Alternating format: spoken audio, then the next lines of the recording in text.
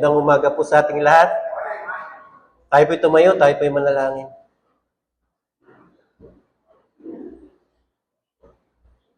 Ama naming Yahweh, makapangyarihan sa lahat, maraming salamat po sa umaga ito na yung pinagkaloob na kami po mga anak mo'y narito para po makinig ng iyong mensahe, Panginoon. Maraming salamat po, Panginoon, sa araw na ito. Nawa po, Panginoon, na mensaheng pagkakaloob po sa amin ay maging kapakipakinabang po sa aming mga buhay at maging blessing po ito sa amin, Panginoon. Tago mo po ako sa iyong likuran, huwag pong makita ang aking pagkamarumi, ang aking pagkatao, ang aking mangmang, kundi po ang makita, Panginoon, ay ang liwanag ng iyong mga salita at ang katotohanan at ang kapangyarihan nito. Maraming salamat po, Panginoon. Ito po ang samo namin dalangin sa pangalan po ng aming Panginoong Yeshua Christ. Amen. Makakaupo na po tayo. Hindi ko na po babasahin po at sa araw pong ito ay pagsamahin po natin yung preaching at saka po yung Sunday School. Amen po ba? Amen? Saglit lang po ito, huwag po kayong mag-alala. Ang pamagat po ng ating pag-aaralan ay walang iba kundi yung the command to sustain. Ano po? Kung babasahin po natin yung 1 King hanggang 17, ano po, babasahin po natin yan, ay makikita natin yung istorya ni Elijah at ng yung balo nung naging tagtuyot po doon sa lugar nila. Ano po? Makita natin kung paano po ba na-sustain si Elijah at paano po ba na-sustain yung balo at paano po ba gumalaw yung will ng Panginoon doon sa buhay ng bawat isa. Diyan po ay makaka-relate din po tayo. Amen po? Kaya po ang pamagat po ay the command to sustain. Ano po?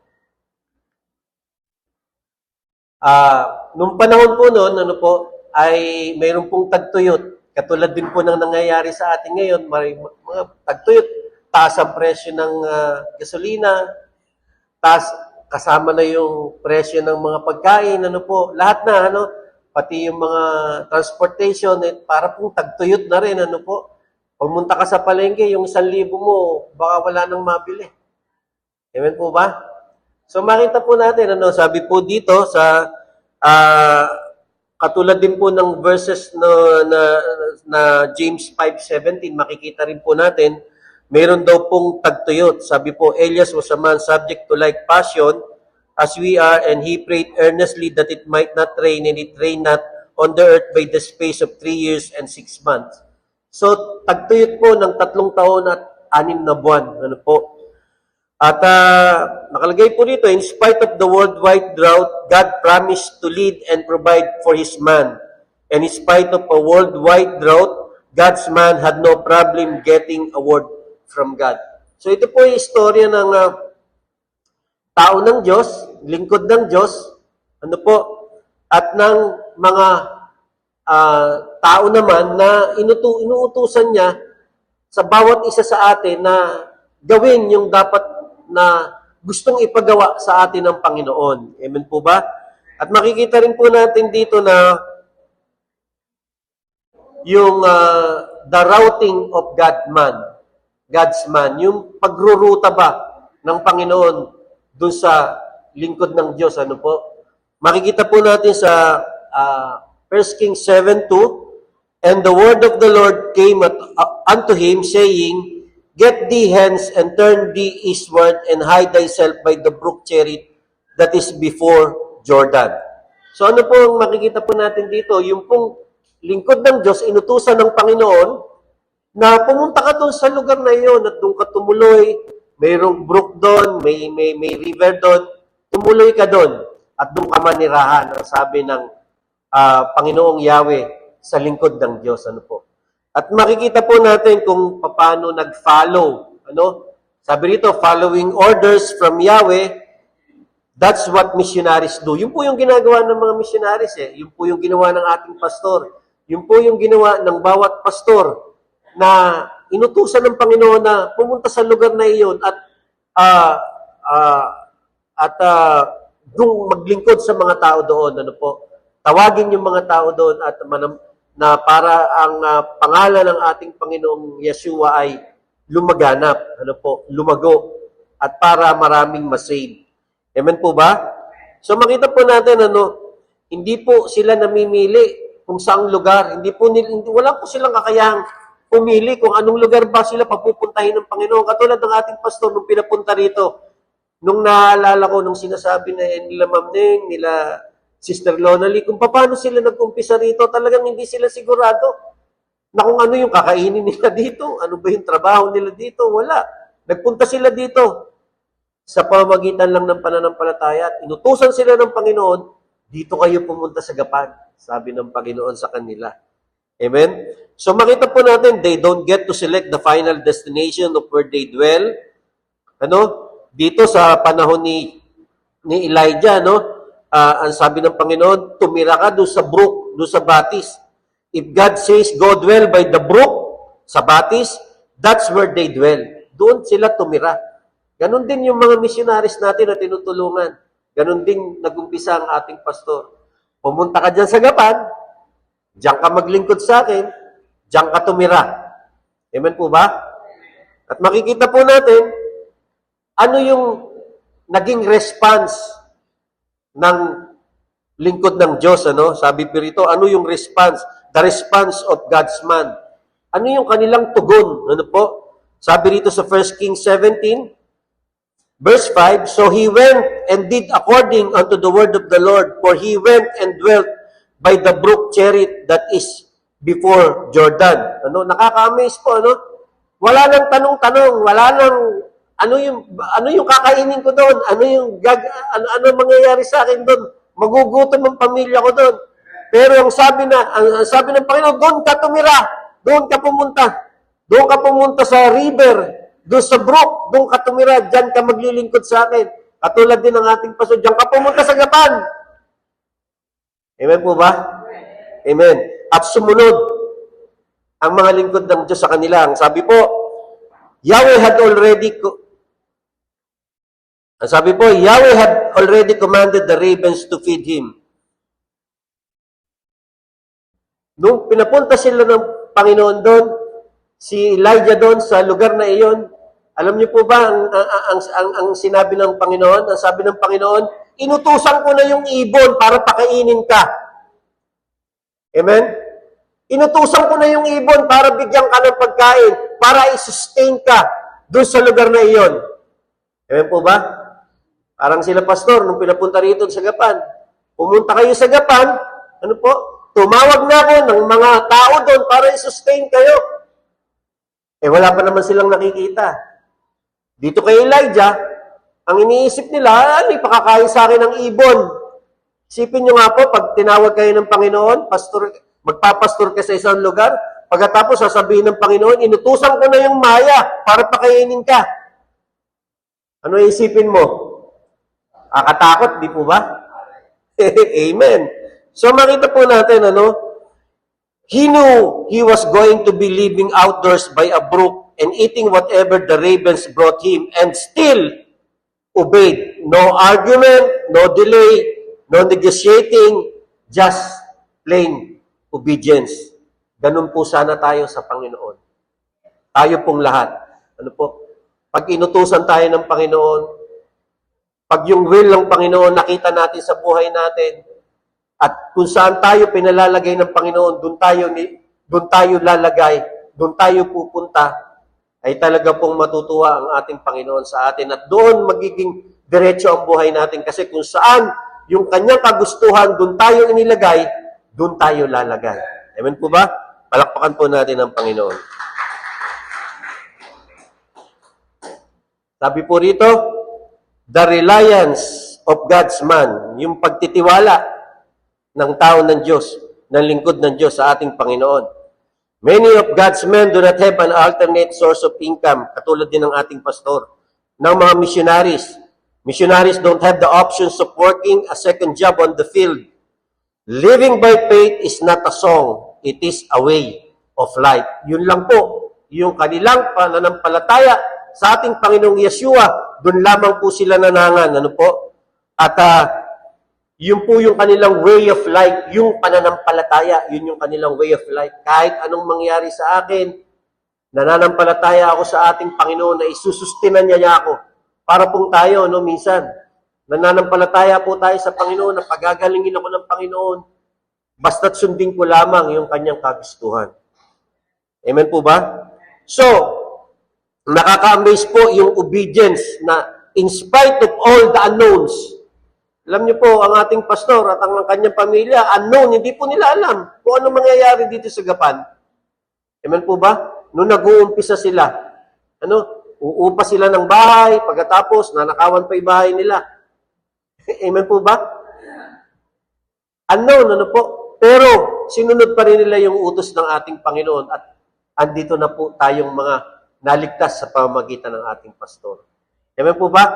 Palakpakan po natin ang ating Panginoon.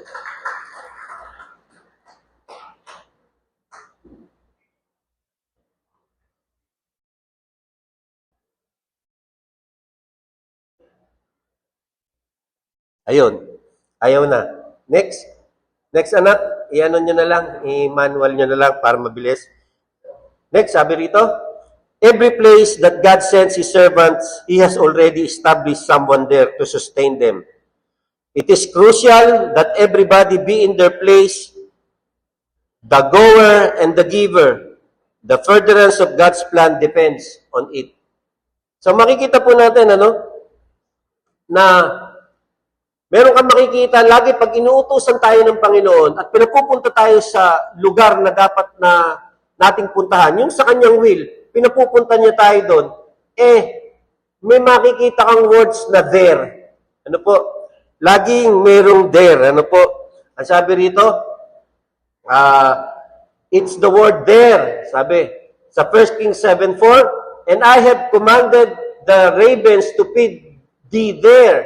Sabi sa verse 9, arise, get thee to Seraphat, which belongeth to Sidon, and dwell there. Sa verse 10, so he arose and went to Seraphat, and when he came to the gate of the city, behold, the widow woman was there. Ando doon na agad yung widow woman na inutusan ng Panginoon na isustain yung lingkod ng Diyos. Amen po ba? Kumbaga, nandoon tayong lahat. Tayong mga narito, nandito tayo, inutusan tayo ng Panginoon para i-sustain yung ating mahal na pastor, yung kanyang pamilya, yung ministry, yung gawain. Amen po ba? Kailangan, uulitin ko po ulit, kailangan yung goer ay nasa tamang lugar at yung giver ay nasa tamang lugar kung saan tayo inutusan ng Panginoon na pumunta o lumugar. Amen po ba? Palakpakan po natin ang ating Panginoon. Unang puntos po natin, the mandate of the sustaining.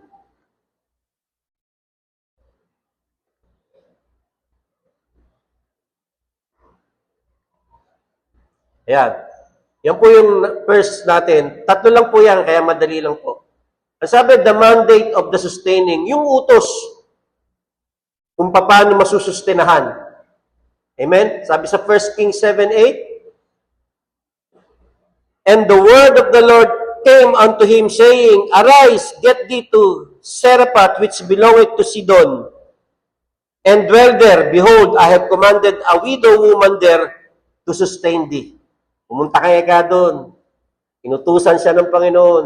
Pumunta ka doon sa lugar na yon at nandoon yung balo na widow na inutusan ko para magsustana sa iyo. Amen po ba? Ngayon, makita po natin, ano yung kalagayan? Sorry po. Ano yung kalagayan ng widow? Sabi rito, the widow woman is commanded to sustain the man of God. She is destitute, deprived, disadvantaged, and distressed. Walang-wala itong balo na to. Stress pa siya. Walang-wala siya, At destitute siya, deprived siya, wala siyang pera. Mahirap lang siya. Kumbaga, para itong yung mga namamalimos lang ito sa daan, Pero, sabi rito, yet her situation did not exempt her from doing something significant for the work of God. God doesn't only ask people with money to sustain. Hindi lang po yung mga mapepera, yung maraming pera. Ang inuutusan ng Panginoon na magsustina sa lingkod ng Diyos. Kung hindi, God doesn't only ask people with everything they need to sustain. God doesn't only ask women with husband. God doesn't only ask men with families. From the children all the way up to the oldest widow, God wants everybody involved. Amen? Kaya po, tandaan niyo po yung sinabi ko na kailangan yung goer nasa tamang lugar at yung giver ay nasa tamang lugar at tayo pong lahat yun. Kailangan nasa tamang lugar po tayo for the furtherance of the gospel. Amen po ba? Palakpakan po natin ang Panginoon. At makikita po natin dito, malapit na po itong matapos, sabi rito, it will always start out with small sacrifices. Sabi sa 1 Kings 7:10, and he called to her and said, fetch me, I pray thee, a little water in a vessel that I may drink.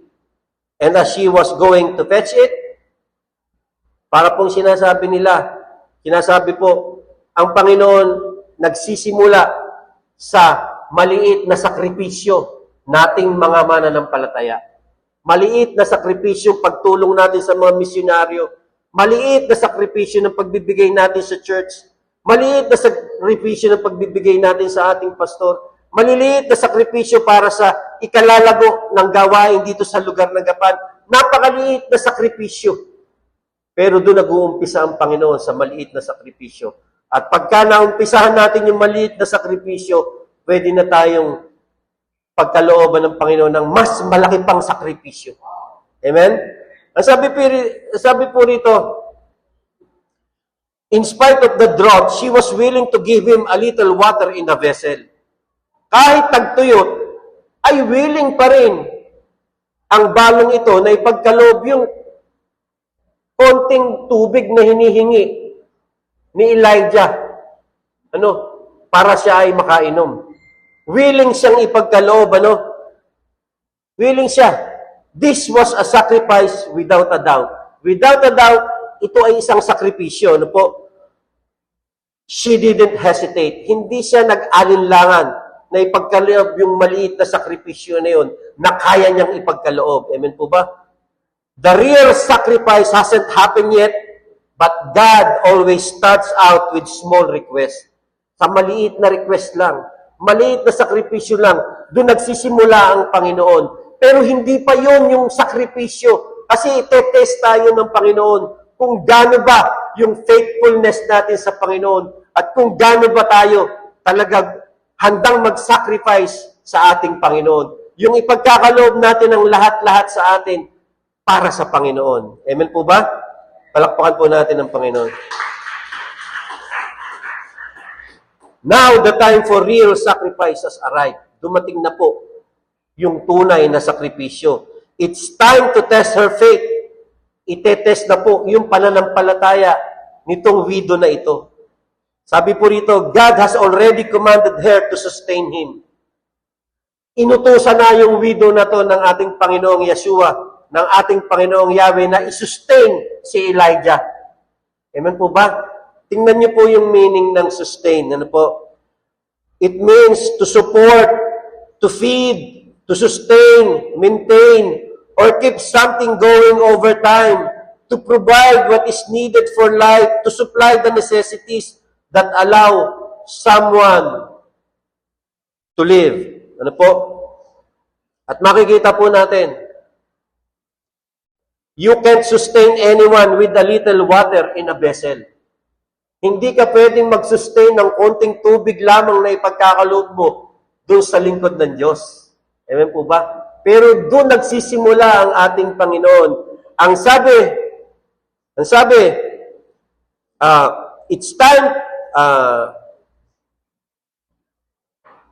you can sustain him. Ano po? Sabi rito sa 11, and as she was going to fetch it, he called to her and said, bring me, I pray thee, a morsel of bread in thine hand. Ganito po nangyari. Humihingi po ng konting tubig si Elijah doon sa widow. Ang sabi po ni Elijah, pwede ba makahingi ako ng konting tubig? Sabi ni Elijah. Ang sabi ng widow, sige po, ikukuha ko po kayo. At nung pakuha na siya ng tubig, sinabi na naman ni Elijah, samahan mo na po ng tinapay. Amen? Hindi lang pala tubig. Kailangan samahan na rin ng tinapay. Ano po? Ngayon, sabi po rito, it's time to test the extent of her obedience. Ito na po yung time. Ano po? Para matest yung kung gaano ba talaga kalaki yung obedience, yung pagsunod ng balong ito. Sabi rito, God's about to push her faith to the limit. God commanded her to sustain Elijah. Let's see how she responds to this command. Tingnan po natin kung paano siya mag-respond. Ito po yung number 2 natin. The meat of the sustaining. Sabi po sa verse 12, and she said, as the Lord thy God liveth, I have not a cake, but an handful of meal in a barrel, and a little oil in a cruse, and behold, I am gathering 2 sticks, that I may go in and dress it for me and my son, that we may eat it and die. Ano po ang sinabi? Ano po? Samahan mo na yan ng tinapay. Ang sabi nitong woman na ito, ay wala po akong tinapay, pero meron po akong lulutuin dito para po kasyang-kasya lamang po sa aking anak at ako. Ang sabi niya.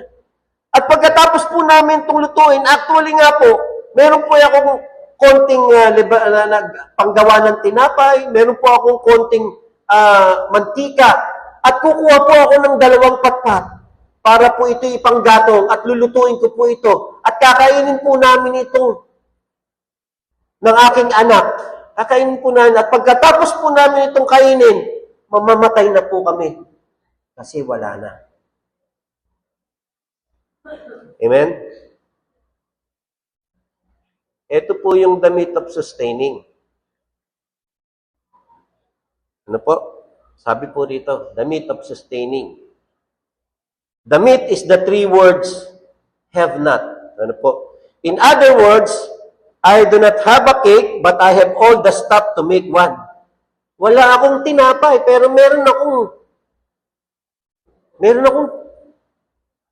pwede kong gumawa ng tinapay. Amen po ba? Para po ba sinasabi, teka muna, teka muna, para sa pamilya ko na lang ito. Pag ibinigay ko pa ito sa iyo, magkukulang na yung pamilya ko. Di po ba ganun tayo minsan? Amen? Bakit pa ako kailangan magbigay? Amen? Bakit pa ako kailangan magbigay paggawa doon sa mga bintana? Yung bintana lang namin sira pa. Hindi ko maipagawa. Parang ganun eh. Ano po? What she meant was, I have a cake, but I don't have a cake for you. Ang ibig niya sabihin, meron ako, para sa amin lang ito, wala ka na ron. Hindi ka nakasali doon kasi, para sa amin na lang ito. Di po ba ganun tayo? Para sa pamilya ko yan eh, pambayad ko ng kuryente yan.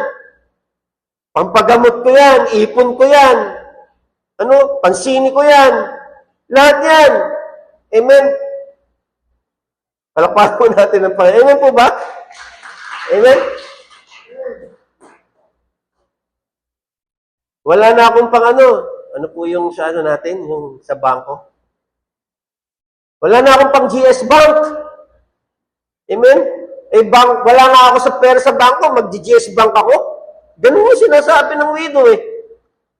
Amen po ba? Naintindihan po?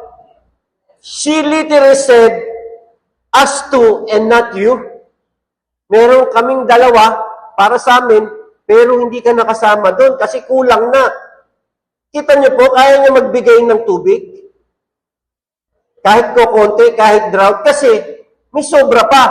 Di po ba minsan ganun tayo, kung ano yung sobra, pwede natin ibigay. Amen? At hindi po masama yun. Nakatutuwa din po yun. Pero ang sabi ng Panginoon, hindi pa sakripisyo yun eh. Itetest talaga ng Panginoon yung sakripisyo natin katulad ng ginawa doon sa widow. Tingnan niyo po, ang sabi po rito, natapos na po, sabi po rito, tingnan niyo po yung sinabi ni Elijah. Notice Elijah's response to her hesitation to obey God's mandate. Sabi po rito sa 1 Kings 17, And Elijah said unto her, Fear not! Nung narinig ni Elijah yan, wala na po ako, ganun kulang na lang po ito sa amin. Pagka ito'y kinain ko, pag kinain ko po ito, kaming dalawa ng anak ko, mamamatay na po kami pagkatapos. Wala na po. At naiintindihan ni Elijah yun, at sinabi ni Elijah, Fear not! Huwag kang matakot, sabi ni Elijah. Amen?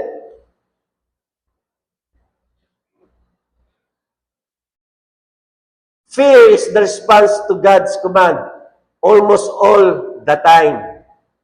Fear is a reaction to God's mandate to sustain the work of God.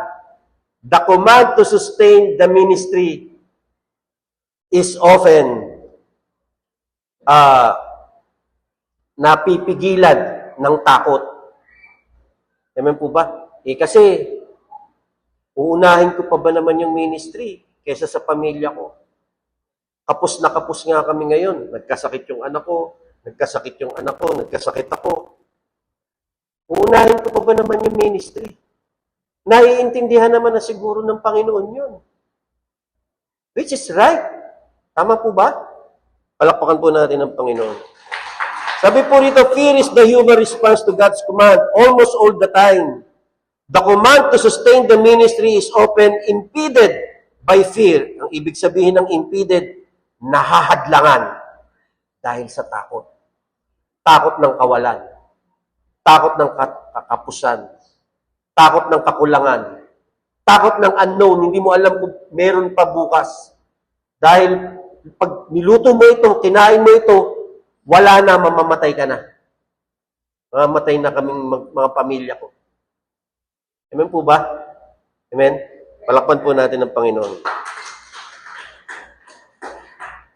Sabi po rito, notice closely what the Bible says in verse 14. Ang sabi po, For thus saith the Lord of Israel. Sabi po, For thus saith the Lord of Israel. Tapos notice the verse 15. Sabi, And she went and did according to the saying of Elijah, whose promise was it. Ginawa rin po niya yung sinabi ni Elijah. Nung sinabi ni Elijah, Fear not! Ano? Ito ay utos ng ating Yahweh, Panginoon ng Israel. Ano? Sumunod yung widow. Ano? Sinabi ba sa kanya diretso ng Panginoon? Hindi po sinabi ng Panginoon. Saan niya yung narinig? Narinig niya yung kay Elijah. Amen? At pinaniwalaan niya si Elijah sapagkat si Elijah ay naniniwala sa ating Panginoong Yeshua. Amen? Ganon din po tayo. Amen? Sabi ng Panginoon,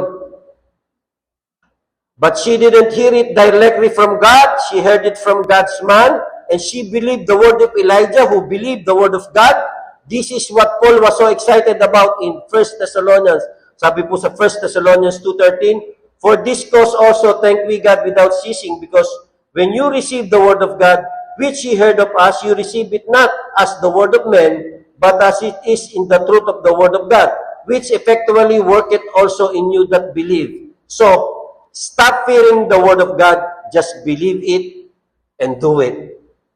Sabi nga nung preaching nung Sunday, maniwala ka, gawin mo, pag nasa Bible, pag wala sa Bible, huwag mong gawin. Amen po ba? Palakpakan po natin ang Panginoon.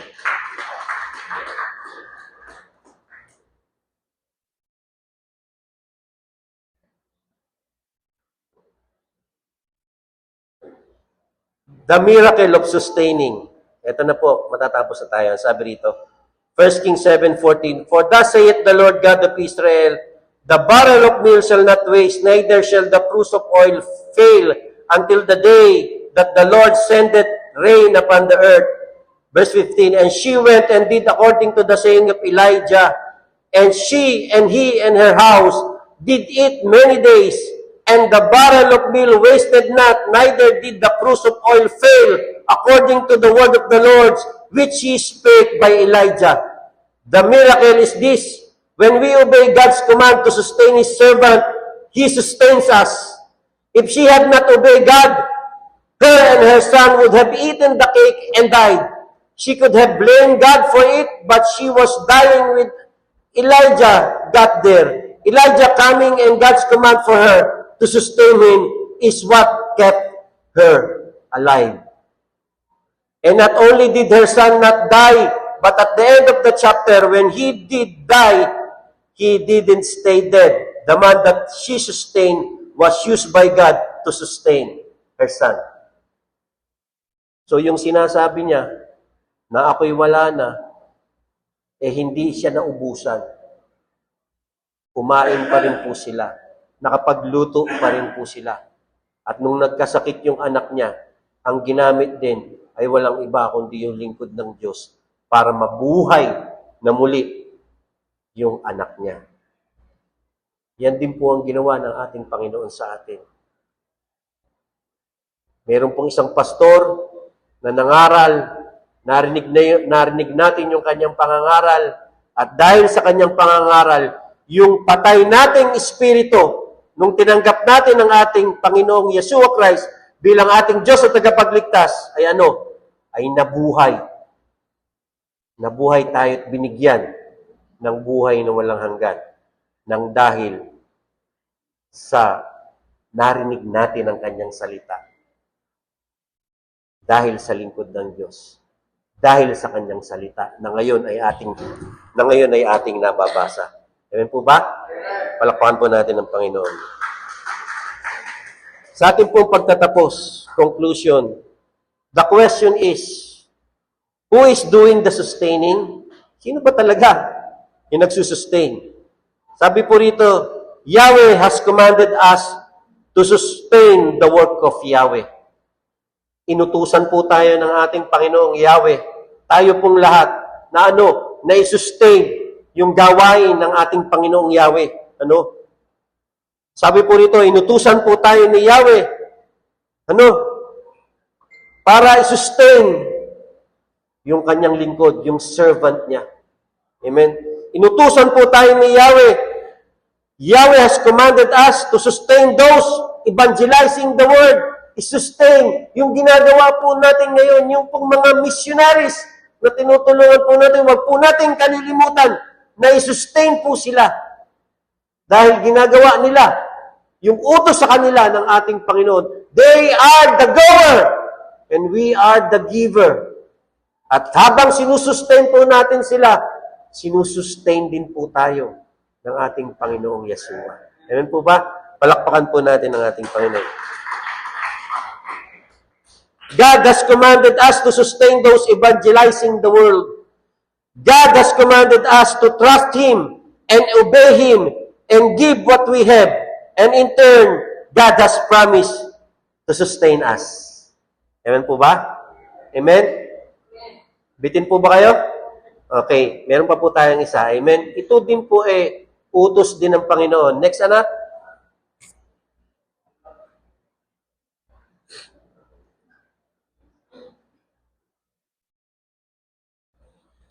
Ang pag-uusapan po natin ngayon, ay yung tinatawag na baptism. Yung Lord's Supper, kakatina natin, pero baptism na lang po muna, sabi dito. Ano ba talaga yung tinatawag na baptism? Bakit ba tayo nagbabaptize? Amen? Bakit ba inilulublob sa tubig yung isang tao para mabaptize? Sabi po rito, the meaning of baptism. Baptism does not mean regeneration or forgiveness of sin. Hindi po ito nakapagliligtas. Baptism is an outward symbol of an inward reality, a genuine conversion. Ito ay genuine conversion. Kung tinanggap mo na ang ating Panginoong Yeshua Christ bilang iyong Diyos at tagapagligtas, ito yung unang-unang command ng Panginoon na kailangan tayong sumunod. Yung unang-unang pagsunod natin sa ating Panginoon. Natandaan niyo yung sinabi ko kanina doon sa preaching natin? Natandaan niyo po na nag-i-start ang Panginoon doon sa maliit na request. This is just a small request. Pero dito mapapatunayan mo kung talagang ikaw ay tunay ngang ligtas sapagkat ito yung unang gagawin mo para mag-obey tayo sa ating Panginoon. At sapagkat ito'y iniutos niya, this is His command. We have given two, we have given two command to us. Yung tawag dito ay, ordinances. Kumbaga sa pagka po sa barangay, meron silang mga ordinansa na pinatutupad. Sa atin po, dalawang ordinansa pinagkaloob ng ating Panginoon. Walang iba kundi yung baptism at yung Lord's Supper. Ang pag-aaralan po natin ngayong baptism, para maintindihan po ng gustong magpa-undergo sa baptism, kung gaano ba ito ka-importante. This is very important. Sapagkat this is a command of our Lord Yeshua. Amen? Sabi po rito, it means obedience to the command of Christ. Ano po? Sabi sa Mark 16:16, he that believeth and is baptized shall be saved, but he that believeth not shall be damned. Please note that the believing comes before baptism. Kailangan mo nang maniwala ka, manampalataya ka sa ating Panginoong Jesucristo bilang yung Diyos na tagapagligtas, bago ka i-baptize. Amen? Kailangan mo nang ikaw ay saved. Kailangan mo nang alam mo sa sarili mo na ikaw is saved, that you repent, at sinabi mo sa sarili mo, kailangan mo ang Panginoong Yeshua Christ bilang yung Diyos na tagapagligtas. Kaya kasusunod sa tubig ng bautismo ay para ipakilala sa buong mundo, ipakita sa mga tao na ikaw ay sumusunod sa ating Panginoong Yeshua. That is the first obedience. Amen po ba? Amen? Sabi po rito sa number 2, it means following Christ's example. Pagka ikaw ay nag-undergo dun sa baptism ay sumusunod ka dun sa example ng ating Panginoong Yeshua. Ang sabi sa John 13:15, for I have given you an example that you should do as I have done to you. Ano po? It means fulfilling all righteousness. Sabi sa Matthew 3:15, and Yeshua answering said unto him, suffer it to be so now, for thus it becometh us to fulfill all righteousness. Then he suffered him. If Yeshua needed it, certainly you do too. We do too. Kung ginawa ng ating Panginoong Yeshua, di dapat gawin din natin. Ano po? Ito yung pagpapatunay na sinasabi mo na dahil sa righteousness ng ating Panginoong Yeshua, nagkakasala pa rin ako. Pero dahil sa righteousness ng ating Panginoong Yeshua, ay naging righteous tayo at pinipilit natin na huwag magkamali at sundin yung example ng ating Panginoong Yeshua na nanirahan dito sa mundo. Nanirahan siya, naging tao siya, pero kahit ni minsan, hindi siya gumawa ng kasalanan sapagkat sinunod niya yung utos ng kanyang ama. Walang iba kundi ang ating Panginoong Yahweh. Amen po ba? Ganon din tayo. Amen? Palakpakan po natin ang Panginoon.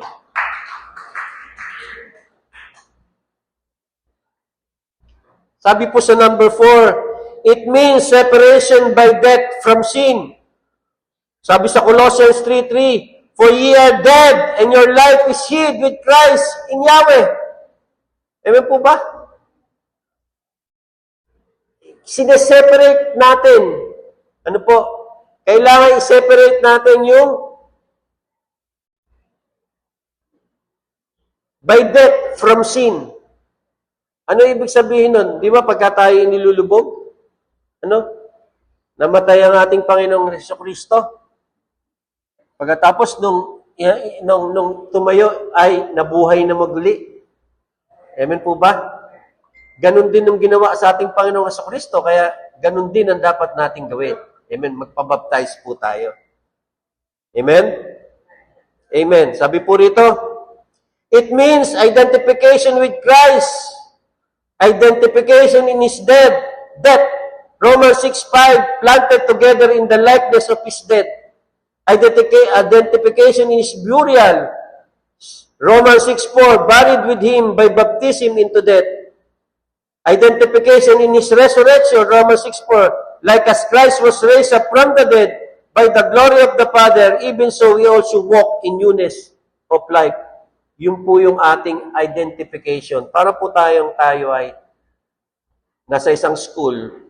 Pagka nasa isang school ka, kung ano yung pangalan ng school, Immaculate Conception, sabi, kung ikaw ay nag-aaral sa CIC, bibigyan ka ng ID. Nakatunayan na ikaw ay estudyante sa CIC. Pag nakita yung ID na yon, estudyante ka ng CIC. Amen po? Pag ikaw ay nabaptize na, pag ikaw ay nabaptize na, makikilala ka na bilang tagasunod ni Kristo. Amen? Yun yung sinasabi mo sa buong mundo na, ako'y follower ng ating Panginoong Yeshua Christ. Ako'y sumusunod sa Kanya. Ako'y kilalanin ninyo. At ako'y nagpapakilala sa inyo. Hindi pagka tinanong ka, ano ka ba?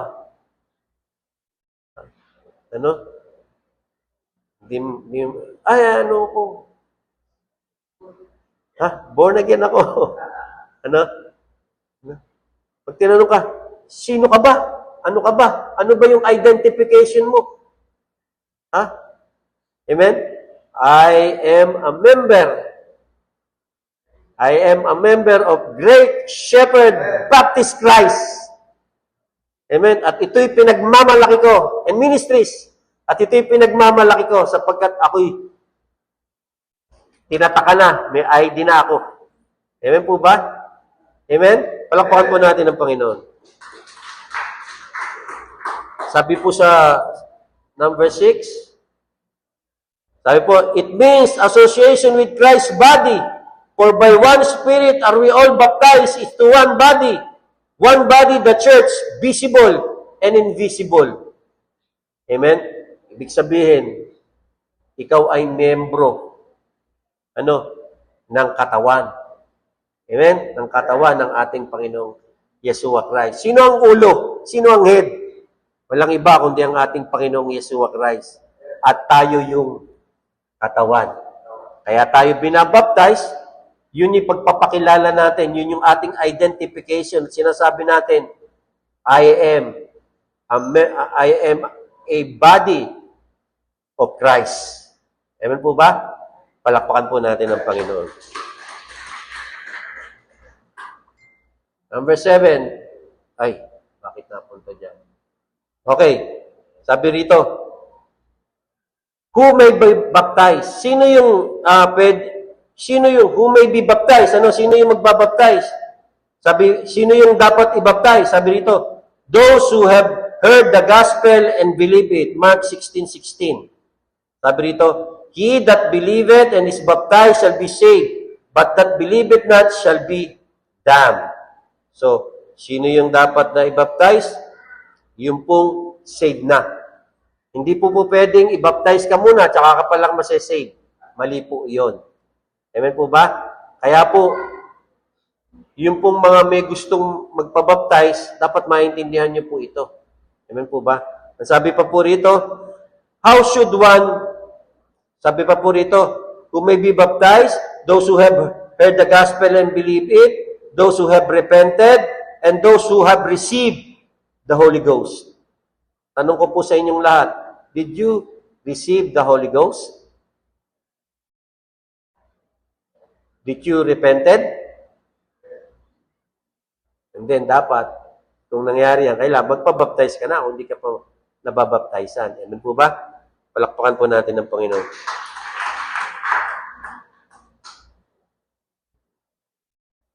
Sabi dito, how should one be baptized? Paano siya ibabaptize? Ibabaptize siya sa pamamagitan ng kanginong pangalan.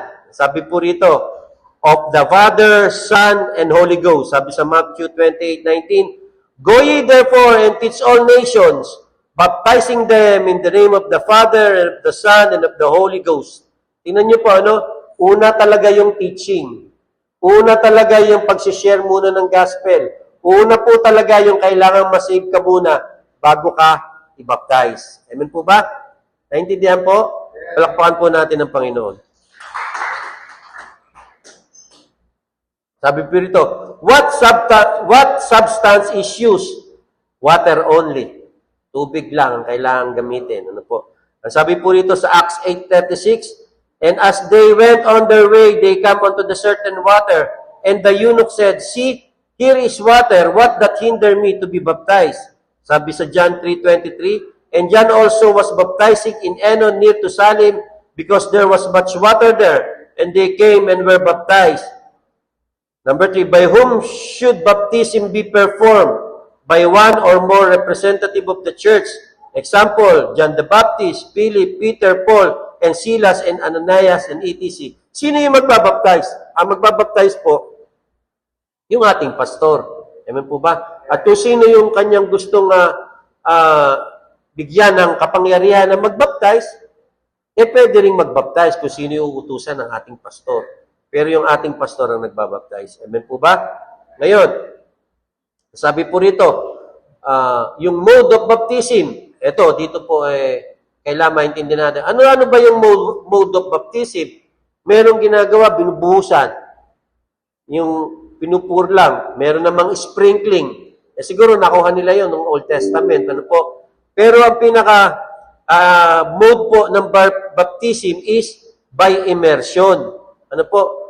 The word baptizo, ang tawag po na ito, immerse, to submerge, ilubog. Ano po?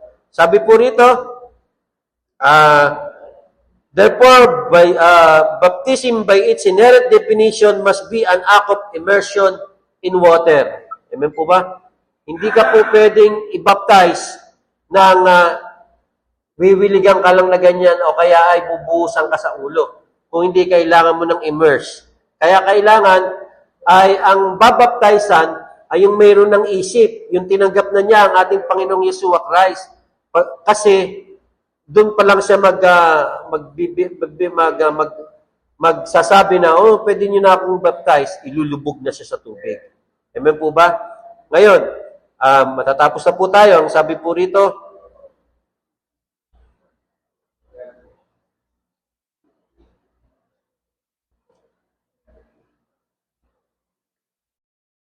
tignan po natin sa 16, sabi Matthew 3:16, "And Yeshua, when he was baptized, went up straightway out of the water, and lo, the heavens were opened unto him. And he saw the Spirit of Yahweh descending like a dove, and lighting upon him." Acts 8:38-39, "And he commanded the chariot to stand still, and they went down both into the water, both Philip and the eunuch, and he baptized." So, on and on. So, the mode is an important thing because of the inner spiritual meaning.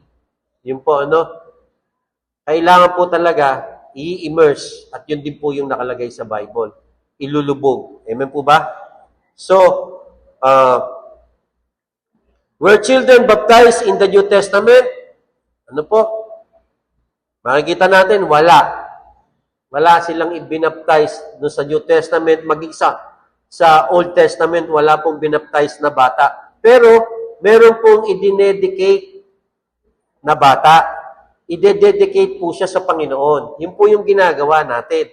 Pag bata pa lang, i-dedicate natin sa Panginoon. At pagka may isip na siya, tinanggap na niya ang ating Panginoong Yeshua Christ bilang kanyang Diyos at tagapagligtas, ay pwede na po siyang i-baptize bilang unang pagsunod dun sa utos ng ating Panginoong Yeshua.